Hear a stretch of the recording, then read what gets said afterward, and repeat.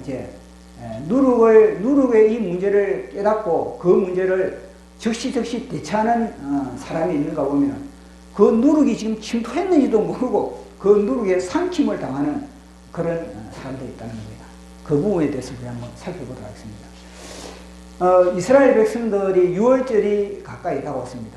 그 유월절이 가까이 다가온 그 쯤에는 어떤 일이 벌어지냐면은 세례 요한이 헤롯 왕으로부터 목배임을 당했습니다.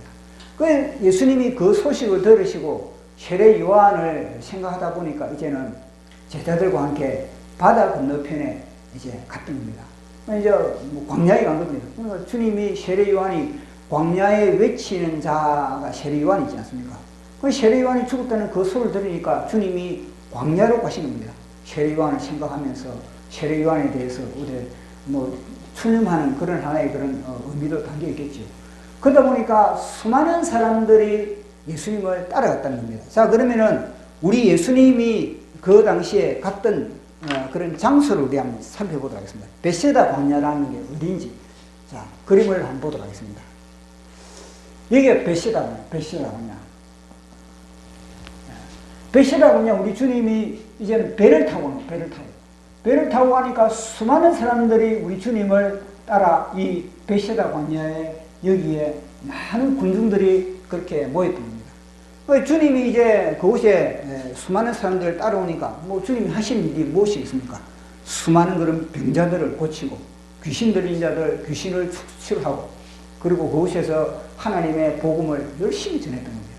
그러다 보니까 수많은 사람들이 저곳에 따라오다 보니까 이제 나름대로 도시락도 준비를 했겠죠. 배가 고프면 또 안 되니까 육의 양식도 필요하니까. 그래서 사람들이 배가 고플 때는 도시락도 까먹어가면서 이제 중간에 간식도 먹어가면서 예수님에게 귀를 기울이고 있는 겁니다. 그러면서 또 예수님이 하는 모든 사역에 다 놀라는 겁니다. 와, 참 너무너무나 귀하다.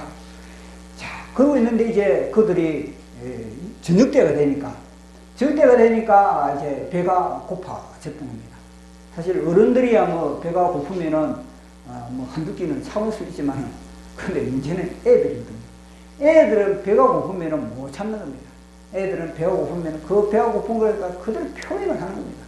여기서 울어대고 저기서 울어대고 저기서 아이고 배고프다 그러려고 이미 도시락을 다 까먹어버렸는데 그러다 보니까 우리 주님도 이제는 그 도시락 문제, 그 배고픔의 문제를 해결을 주님이 하게 된다는 겁니다.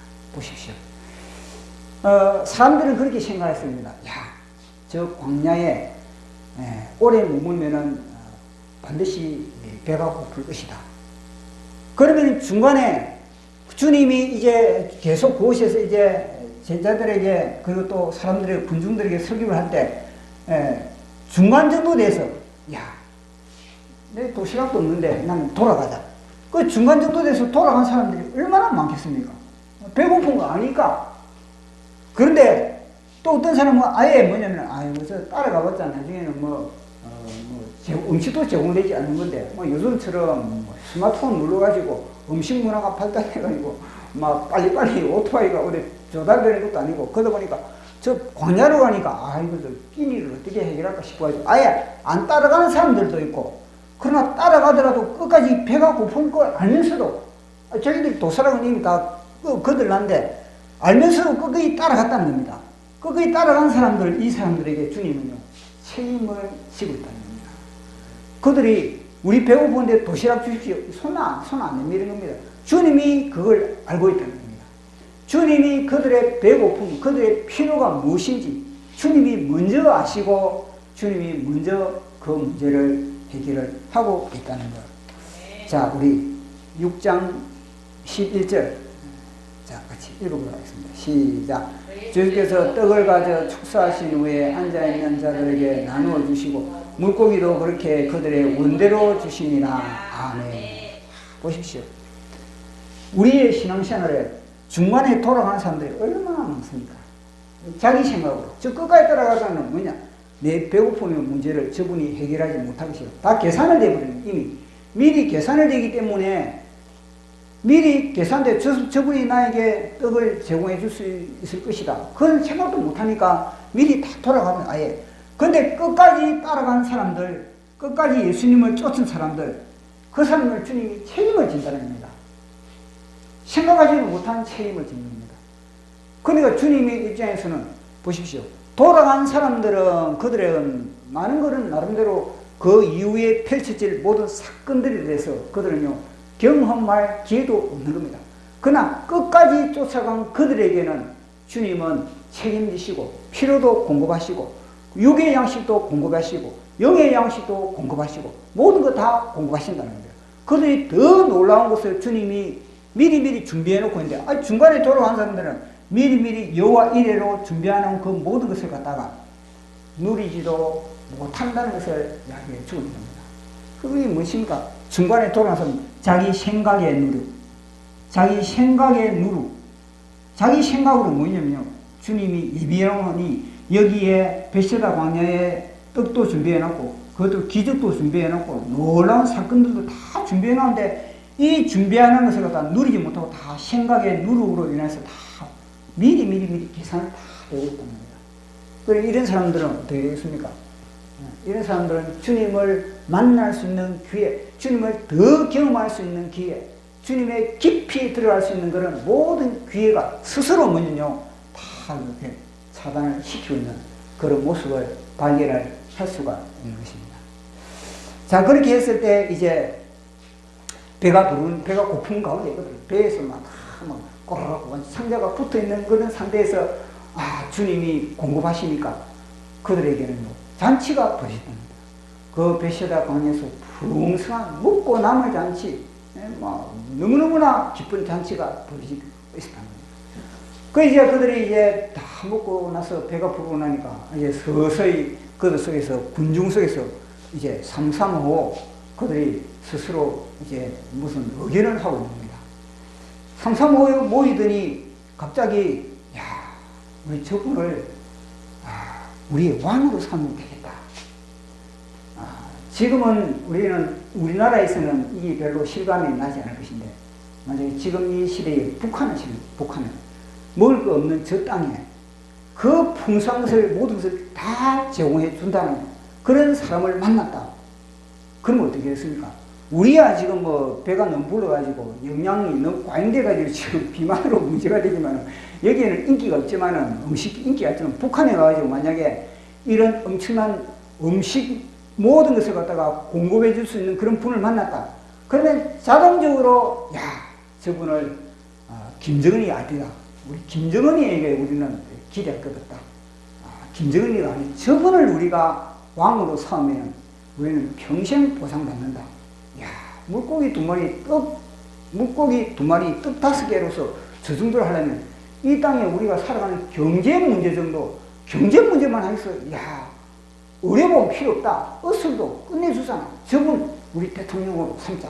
삼삼오오 모여가지고 그들이 의논을 하게 된 거예요. 우리 대통령을 뽑자. 그러니까 삼삼오오 저쪽에서 뭐냐? 예수 한쪽에서 예수 그럼 우리 왕 예수 우리 왕 저쪽에서 예수 우리 왕 이쪽에서 예수 우리 왕 이제 무리를 지어가지고 예수님을 임금으로 삼으려고 했다는 겁니다. 자 6장 15절 시작. 그러므로 예수께서 그들이 와서 자기를 억지로 붙들어 임금으로 삼으려는 줄 아시고 다시 혼자 산으로 떠나시니라. 아멘. 예수 우리 왕, 예수 우리 왕, 예수 우리 구원자. 이게 육신의 구원자거든요. 왕은 뭐냐? 이거는 육신의 모든 것을 공급해주는 그런 왕으로 그들은 우리 예수님을 삼게 됐다는 겁니다. 자, 그러다 보니까 이 소리를 들으니까 예수님의 제자들의 입장에서는요, 그동안 참 보람이 있었다. 예수님을 끝까지 따랐던 보람이 있구나. 이제 이미 베드로는 나는 국무총리 자리 하나 딱 이미 따냈다. 딱 생각하고. 가룟 유다 정도 되면 이제 재정부 맡기고. 또 나름대로 저마다 하나의 세무서장. 나름대로 또 국방부 장관. 남도 저희들이 계산을 다 되는 겁니다. 딱 순서대로. 이제는 우리 예수님이 우리 대빵이 왕이 되시면은 그 밑에 장관 자리는 이미 따놓은 당상이다. 그러면서 그들이 그날 떡을 나눠주고 그리고 또 고기를 나눠준 그 모든 피곤들을 다 잊어먹는 겁니다. 예수 우리 왕이고 베드로 국무총리 이 말하고 똑같거든요. 그리고 뭐 요한은 어디 무슨 장관 이거하고 똑같은 거 아니겠습니까? 그 제자들 심령 속에는요 어깨가 이제는 어슷대면서 피곤도 다 풀리고 얼마나 기분이 좋았습니까? 누가 기분이 좋아? 그 중에서 예수님과 12명의 제자, 이 12명의 제자에서 최고의 아마 12명의 제자들이 기분이 업됐을 겁니다. 참 기분 좋다. 예수님이 높아지면 자들도 높아지는 거니까. 그런데 그 수많은 군중들 중에서 오직 예수님만이 달렸던 겁니다. 수많은 사람들은 예수님을 환호하고 예수님을 환영하고 그런 상태인데 우리 예수님이 그 중에서 오직 우리 예수님만 긴장을 하는 거예요. 긴장. 이거 큰일 났다. 보통 문제가 아니다. 다른 사람들은 예수님을 높이는데 예수님 혼자 얼굴이 굳어지고 있는 겁니다. 야, 이게 보통 문제가 아니고 예수님은 이미 알고 있다는 겁니다. 지금 보이지 않는 곳에서 누룩이 이 베시다 광양을 듣는구나. 누룩이 이 백성들 속에 침투하고 또 12명의 이 제자들 속에 누룩이 완전히 파고들고 있구나. 그래서 예수님은 초긴장을 하고 뿐만 아니라 다른 사람들 그 현장에서 너무너무나 행복해 하시는데 우리 예수님은 이곳에서 행복해 질 수가 없는 겁니다. 이곳에서 주님은 행복하기보다는 다른 사람들은 그 수많은 잔치 현장에 허리띠를 풀고 이제는 그렇게 있지만 주님은 허리띠를 홀쳐내고 주님은 눈에 완전히 눈을 부릅뜨고 있는 모습을 우리는 보게 됩니다. 그 현장에 가면은 기가 막히게 많습니다. 모든 사람들은 다 그렇게 축제의 분위기인데 오직 한 사람만 긴장을 하고 오직 한 사람만 제대로 정신을 차리고 있다는 겁니다. 그 한 사람이 바로 예수님입니다. 자, 우리 마태복음을 통해서 그 현장을 더 상세하게 살펴볼 수가 있습니다. 마태복음 14장 22절 같이 읽어보도록 하겠습니다. 시작. 예수께서 즉시 제자를 제초가사 자기가 무리를 보내는 동안에 배를 타고 왕서로 가게 하시고 아멘. 자, 그렇게 하니까 우리 예수님은 엄청난 긴장감을 가지고 즉시 제자들과 군중들과 분리 작업을 하는 겁니다. 이게 NIV 성경이거든요. NIV 성경에 우리는 여기에는 그게 안 나타나지만은 그들은 가고 싶지 않다는 겁니다. 제자들은 그 분위기를 더 즐기고 싶은데 나는 이 분위기가 내인데 딱 맞는데 예수님은 뭐냐면 이게 메이크라는 자체가 영어에는 사역동사거든요. 사역동사는 그걸 갖다가 사역동사가 have, let 그리고 또 make 이 세 가지가 있는데 메이크 자체는 뭐냐면요. 가장 강력하게 푸시한다. 푸시. 나는 하기 싫은데 강제성이 띄인 걸 갖다 메이크 이래가지고 여기에 이제 이 동사 원형을 집어넣는 거거든요. 우리 성경에 나타났지만 이 NIV 성경, 영어 성경에는 그 당시 분위기를 갖다가 아주 상세하게 아주 실물하게 이야기를 하고 있습니다. 그들은요, 12명은 어느 누구 하나도 나는 이곳에서 떠나기 싫다. 나는 더 인기를 채워야 되겠다. 나는 이곳에서 더 많은 사람들로부터 나는 지명을 받아야 되겠다. 그러고서 그들은요, 더 그곳에서 퍼지고 앉아있고 싶어 했다는 겁니다. 그런데 주님은요, 그 퍼질러 앉아있고 싶은 그 제자들을 갖다 즉시 등 떠밀어가지고 12명을 우겨우겨 꾸게 넣듯이 뱃속으로 밀어넣었다는 겁니다. 뱃속으로 밀어넣을 때 거의 보십시오. 예수님은 한 명입니다. 예수님은 한 명, 제자들은 12명. 12명을 갖다가 부모가 자녀를 키울 때 애가 하나 지금 게임기에 빠져있다면 그 게임기에 완전히 게임 삼매경에 빠져있는 그 애를 갖다가 게임기에서부터 그 애를 분리시키는데 애 하나도 얼마나 힘듭니까? 이게 원수관계 되어버립니다. 부모와 자녀의 게임기로부터 분리시키려면 이 누룩을 떼려면 누룩으로부터 분리시키는데 이거는 엄청난 영적 전투가 벌어지는 현장인 겁니다. 그런데 보십시오. 12명을 갖다 떼려면 한 두 놈 떼나면 또 저놈이 뭐냐면 그거 달라붙으려고 그러네. 배 안에 집어넣으면 아이고 내 겉옷을 안 가져왔다. 그래서 다시 내려가지고 내 겉옷 가지고 가야 되겠다. 그러면서 내 핸드폰 안 가져왔다. 그래서 다시 그늘 속에 또 기어들어가고 있는 겁니다. 그러니까 요놈을 떼나면은 저놈이 다시 들어가고 그 12명 보십시오. 쉽게 예수님이 야 너희들 빨리 저 바다 건너편 저 호수 건너편 너희들 가라 그런다고 아멘 하고 갈 사람이 어디 있습니까? 예, 잘 하겠습니다. 예, 즉시 제가 하겠습니다. 아니 겁니다. 저들은요 떨어지면서 뒤에서는 군중들이 예수 우리 왕 예수 우리 왕 완전히 그렇게 고함을 지르고 있고 다 인기 절정을 상가를 때리고 있고 부르고 있는데 다시들 그들 갖다가 떠나려고 하니까 그게 얼마나 고통스럽겠습니까? 그러니까 예수님과 12명 예수님과 12명은 이제는요 전쟁 상태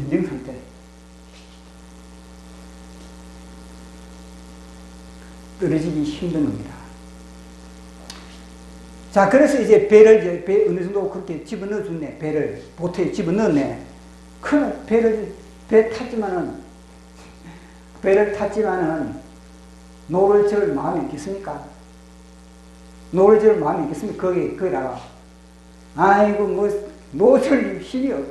자관 아이고 뭐 물결 치는 대로 바람 부는 대로 될 대로 되라.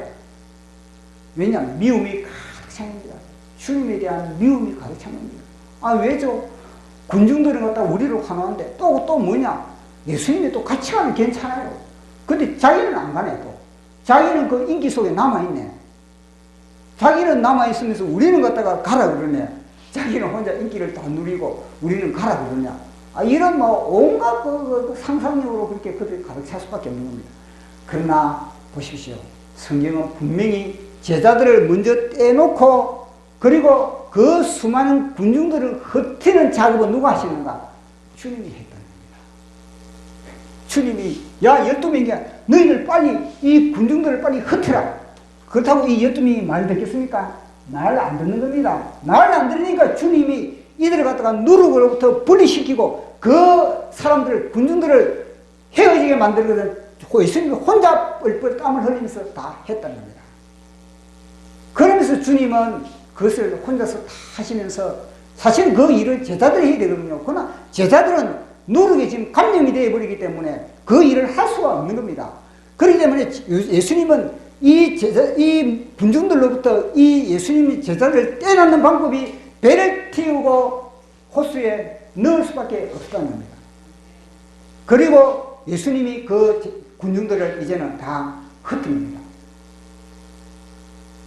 그리고 우리 예수님은 뭘 하시는가? 보시면 기도하러 가셨잖아. 우리 말씀이 어디 나옵니까? 20몇 절?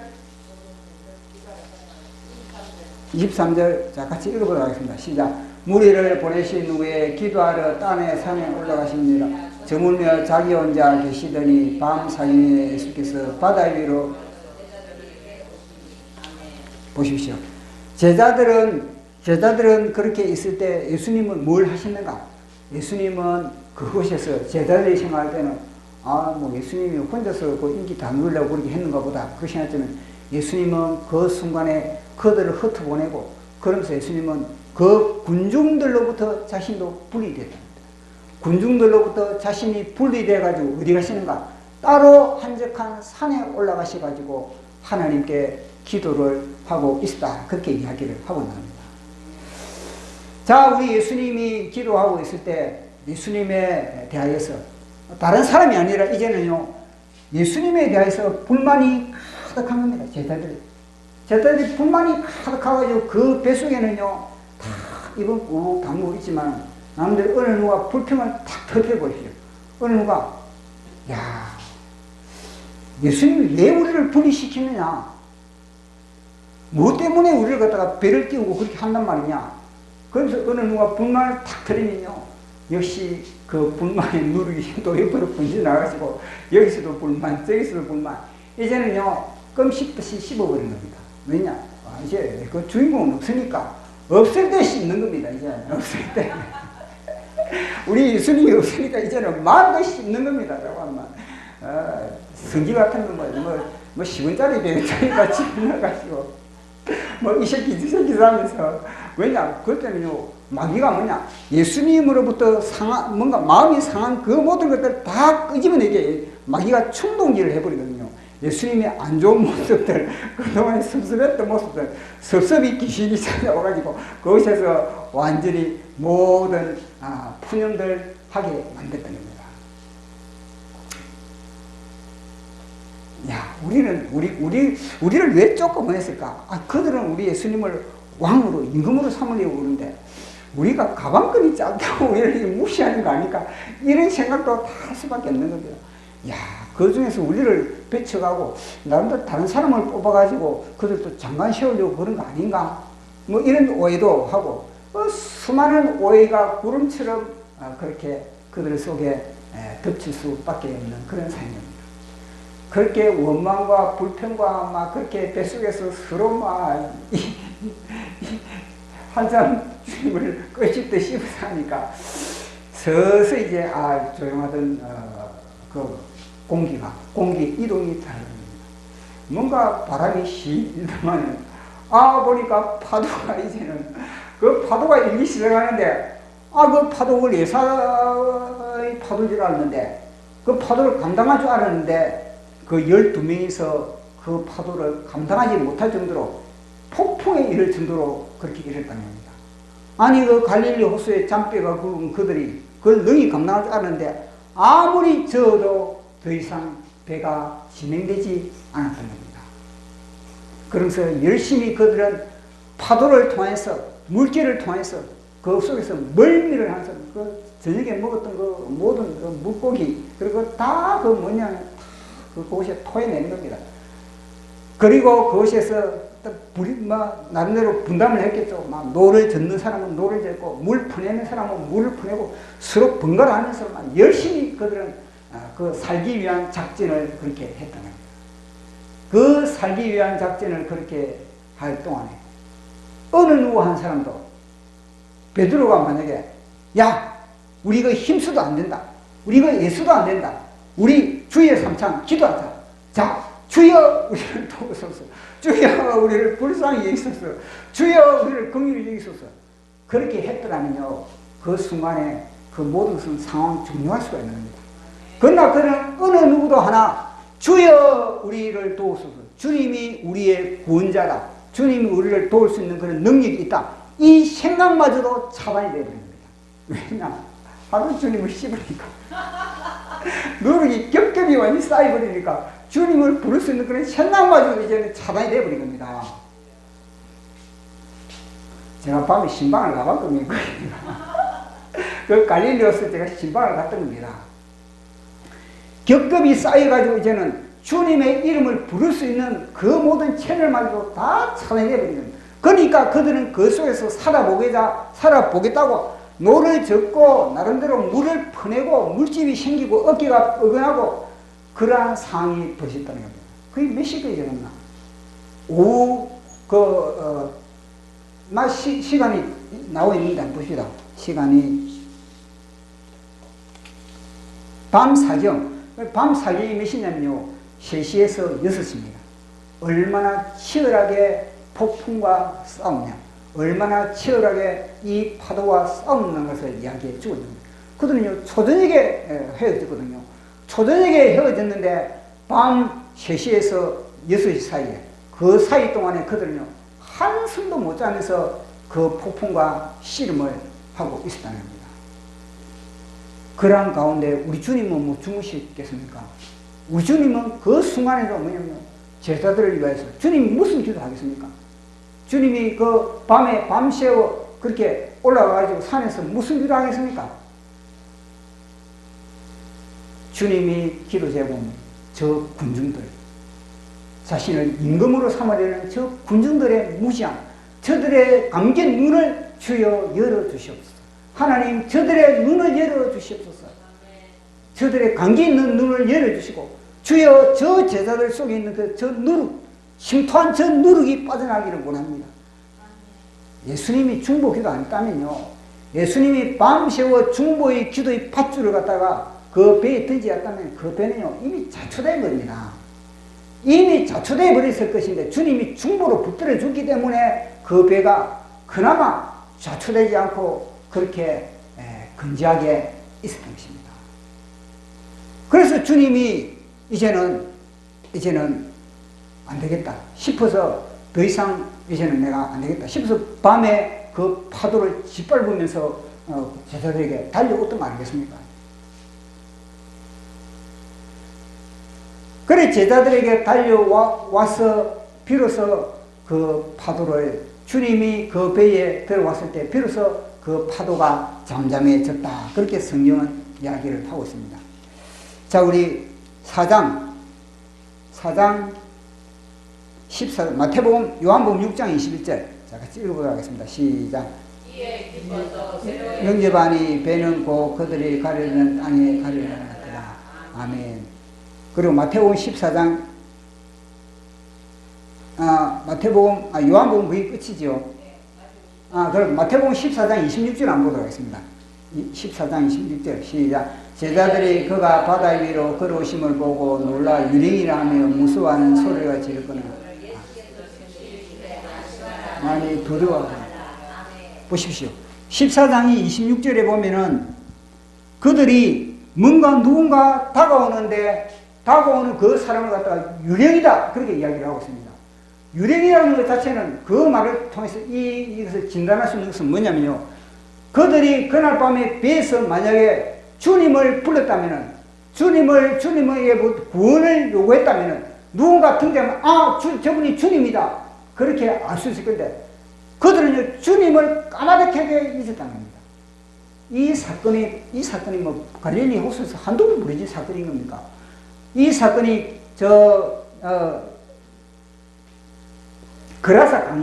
그라사 광인을 고치러 갈 때 주님이 그라사 광인 속에 군대 귀신을 쫓으러 갈 때도 역시 마찬가지로 무슨 선수친 놈이 누구냐? 바로 군대 귀신을 잡고 있는 그 귀신들이 예수님의 무리를 갖다가 완전히 그 갈릴리 호수에 빠뜨리려고 그런 폭풍을 부렸거든요. 그때도 우리 예수님이 그 폭풍을 위성으로 말미암아 폭풍을 제압을 했던 겁니다. 그런데 이들의 제자들은 그 이후에 이 사건이 벌어졌음에도 불구하고 우리 예수님이 폭풍을 제압할 수 있는 그런 능력자다, 창조주다, 온 피조물을 갖다가 하나님의 말씀으로 다 부여하고 계신다, 이 자체를 갖다가 믿지를 못했다는 거예요. 아예 워낙 쉽다 보니까 생각이 안 나는 겁니다. 그러니까 보니까 나타나니까 그걸 무엇이라고 그러니까 유령이라고 했잖아요. 왜냐? 그 속에 어마한 누룩으로 가득 차 있으면 그 누룩과 같은 걸 갖다 보게 되는 거예요. 그 속에 주님의 영으로 가득 차면 주님을 발견하게 되는데, 그 속에 주님이 영으로 가득 찼다면요, 딱 보면요, 할렐루야, 주님 환영합니다. 그러면서 주님을 환영하면서 주님 감사합니다. 우리의 구원자, 그러면서 찬양을 해야 되는데, 뭐냐면, 와, 이제는 파도에 우리가 삼키는 것이 아니라 저 유령에게 우리가 삼킴을 당하는구나. 이렇게 되는 겁니다. 그러니까 그 뱃속에서 그들은요, 주님을 부르기보다는 그들은요, 공포 분위기 속에서 그들은 완전히 중지되어버린 그런 상태가 됐다는 겁니다. 그래서 우리 주님이 빨리빨리 내가 안심하라. 그렇게 그들에게 안심을 시켜준 겁니다. 자, 우리 이제 요한복음 6장 21절 같이 읽어보도록 하겠습니다. 시작. 이에 이쁘서 인집하니 배는 곧 그들이 가려던 땅에 이르렀더라. 아멘. 마태복음에는 사실 더 실물나게 이제 베드로에 대한 이야기가 나오지만 시간이 너무 이래 보니까 다음 기회에 할 때가 또 있지 않겠습니까? 보십시오. 제자들은 그 누룩으로 인해서 그렇게 그들이 완전히 점령당한 상태, 그 누룩으로부터 모든 것을 보호할 수 있는 능력은 바로 주님을 닮아갈 수밖에 없는 거예요. 주님이 어떻게 했는가? 분별을 하고 주님은 이것이 누룩의 공격이다, 이거는 죄의 공격이다, 그러면서 우리 주님은 미리 그것을 갖다가 준비를 하고 있었다는 겁니다. 그래서 제가 이 말씀을 이 준비를 하고 나서 어젯밤에 제가 자관 새벽에 일어났습니다. 일어나가지고 딱 보니까 제 마음에 떠오르는 게 있는 겁니다. 그래서 제가 글자를 몇 자 적어 봅니다. 왜 지금 우리나라에서 새벽에 일어나면 제일 먼저 제가 하는 기도가 거든요. 주님, 간밤에도 이 땅에 주님 어떤 사건이 일어나지 않고 전쟁이 일어나지 않고 이 땅이 무사한 것은 다 주님, 이 땅에 주님의 보호하심과 주님이 파수꾼들을 다 구석구석에 휴전선에도 세워놓고 이 땅에 주요 지점에 파수꾼을 세워놓게 그들 때문에 간밤에 제가 잠을 잘 수 있고 이 땅에 또 하루의 평화를 제가 누리게 되는군요. 그이거든요. 보십시오. 자, 파수꾼 시작. 허파에 헛바람을 빵빵하게 채운 대한민국, 우리나라 지금 이야기하고 있는 겁니다. 대륙의 붉은 용을 끌어들여 온 나라가 광풍으로 아수라장이 되었다. 시작. 백성들은 공깃돌로 용의 놀잇감이 되어 허리띠 풀고 삼켰던 지천의 선악과들을 식물로 토한다. 또 파수꾼들은 비상명을 켜고 골방으로 들어가 밤이 맞도록 그분의 허리춤을 움켜잡고 야복강에 씨름을 한다. 천하 만물을 말씀으로 장악하신 주여, 물찬 제비로 광풍을 후리치고 갈팡질팡한 이 배의 길을 열어주소서. 빨리 맞도록 기도의 불기둥을 세우신 주여, 먹음직한 농으로 멀미를 일으키는 붉은 용의 머리를 깨뜨리고 이 배의 선장이 되소서. 창에 뚫려 한 방울도 아낌없이 이 땅에 피 뿌려 씻기시고 살점 지켜 밥이 되신 주여, 분면으로 뼈를 말리는 어둠을 지뢰밟고 광명의 옷자락으로 덮으소서. 비록 이 땅이 밀가루듯 요동칠지라도 세월로로 침몰되지 않는 것은 누군가 이 땅 구석구석에 그분의 피를 뿌리고 그분의 살로 무너진 성벽을 불길로 보수했기 때문일 게다. 아멘. 그러지 않겠습니까? 우리나라에서 이런 위태한 가운데서 이렇게 우리가 평안의 공기를 오늘 하루 쉴 수 있는 것은 다 누군가의 중보를 통해서 누군가의 보이지 않는 곳에서 기도의 불기둥을 세우기 때문에 우리가 오늘도 이렇게 예배드릴 수 있는 거 아니겠습니까?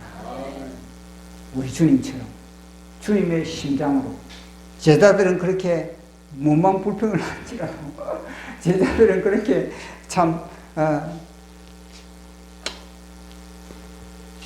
그러나 주님은 어떻게 하면은 제자들을 살리기 위해서 그렇게 우리를 위해서 힘쓰고 애쓰고 그렇게 중보를 하고 계시는 그런 모습을 우리가 보게 됩니다. 자, 우리 찬양하면서 주님께 기도하는 그런 시간을 보겠습니다. 마지막 있습니까?